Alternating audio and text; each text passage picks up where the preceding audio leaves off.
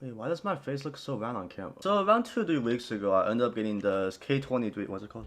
MOTOSPEED K23 keypad for Osu. You know, since I'm an Osu player, like, my keys are kind of fucked up on my actual mechanical keyboard, and like, you know, I wanted to get something else. And this is also my first time trying out red switches. And I did do unboxing the moment I got it, basically, but the whole video was just scuffed. The hand cam I had was scuffed at the time.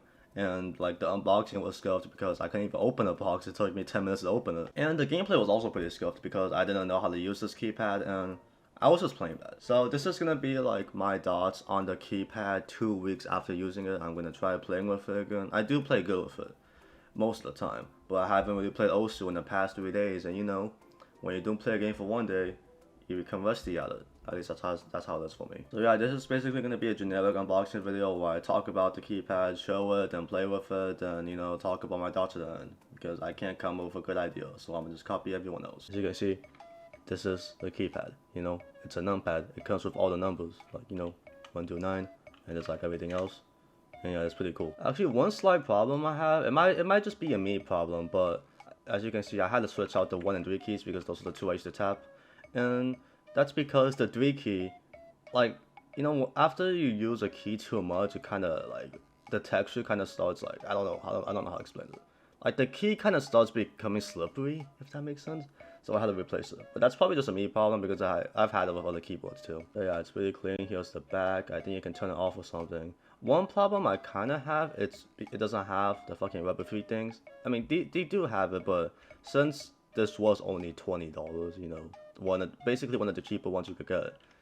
It's not the most well built, but it's decently built. Like, it looks pretty clean too. Like, if you look at other cheap mechanical keyboards and keypads, they always have those janky keys, you know, because those are probably cheaper than the actual ones. But they do have normal looking ones too. They're not the most high quality, but it does look better than the janky ones. Here's how it looks with RGB lights. You know, it's pretty simple and it's pretty simple. You really can't like say anything bad about it or compliment it too much. One of the biggest problems I had with it was that I didn't know you had to press this key to actually activate the number key. So for anyone that doesn't have a 60% keyboard, you probably know this.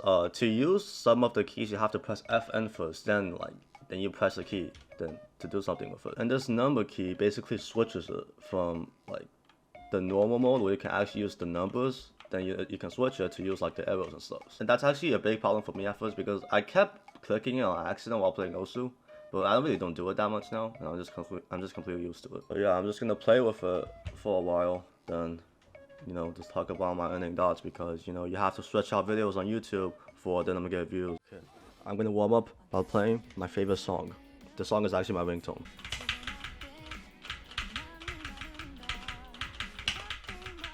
How can my tablet fucking movement feel so off after not playing for 3 days? What the fuck? So the problem for me right now is that my cursor movement and my tapping doesn't really feel synced. Like my movement feels kind of too fast. Well, my tapping is just not keeping up. It's all built.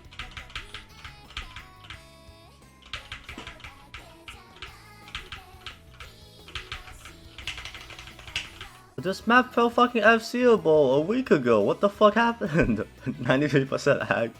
Oh no. Doesn't Squashy always play Honesty when he reviews something? I'm gonna do that too. Honesty. Oh nice, let's play this one.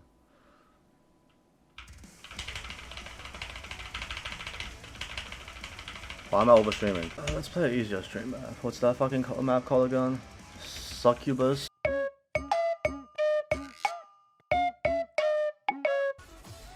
Okay, this is gonna be the last map I'm gonna play because I wanna go play Apex now.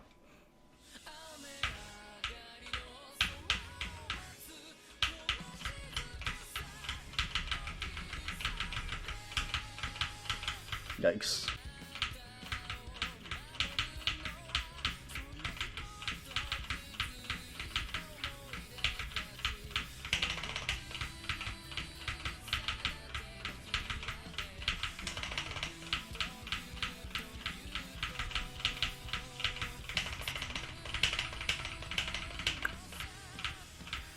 This map is like 98, 99able though, but I always mess up at one fucking point.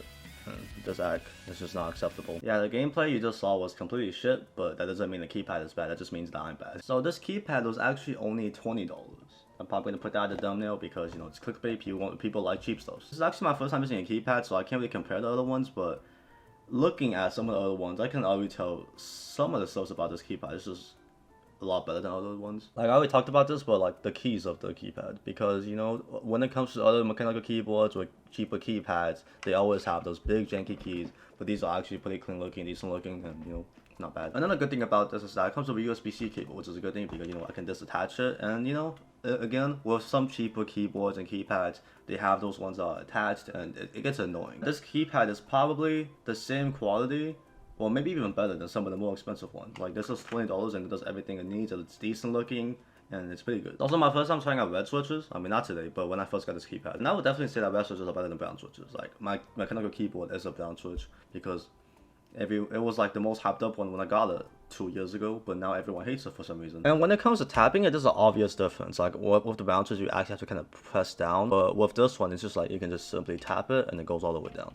you know? When it comes to us, I would say just gamers, not even old school gamers. We just want the switches that's the lightest to tap, and, like, you know, and well, like, I would say red switches are probably the best one. Yeah, if you need a keypad, this is probably the best option out there, you know? It's red switch, the best switch. It's also cheap. It's really fucking cheap. I was gonna get another one that was like $35, and it did have those Yankee keys, but it was the cheapest option out there because I wanted to get the red switch, and most of them are blue switches. And, you know, as someone who has tried blue switches, I don't mind them, but I wanted to try out something different, and I don't regret getting this one. I'm gonna talk about some downsides, but those downsides are probably just for me because I'm just too used to an actual mechanical keyboard. Well, the obvious one I talked about was the numpad thing. You know, you might accidentally press it sometimes. I did a lot when I first got it. I rarely do it now.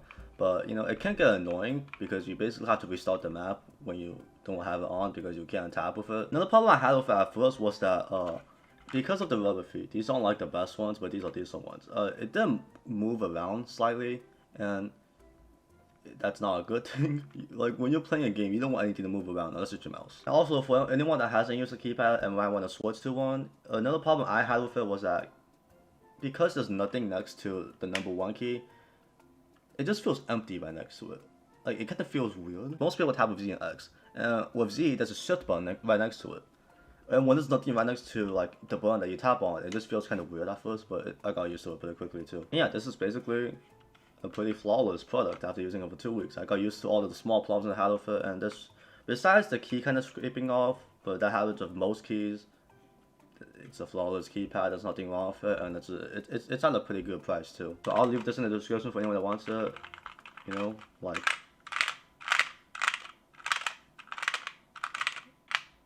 That sounded really good, holy fuck.